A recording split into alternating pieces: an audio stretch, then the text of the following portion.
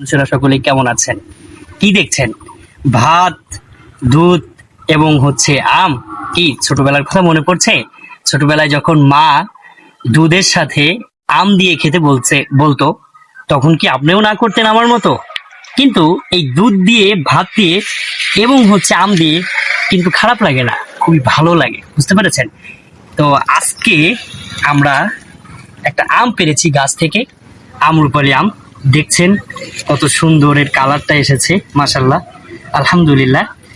তো আলহামদুলিল্লাহ, আল্লাহ পাকের সৃষ্টি আসলে কত সুন্দর সেটা বলে বোঝানো যাবে না। দেখেন কালারটা কি আসছে। ইনশাল্লাহ আমরা আজকে নতুন একটা অভিজ্ঞতা আমরা শেয়ার করবো ইনশাল্লাহ। তো আল্লাহু আকবার। তো আজকে খেয়ে দেখি মাশাল্লাহ, অসাধারণ।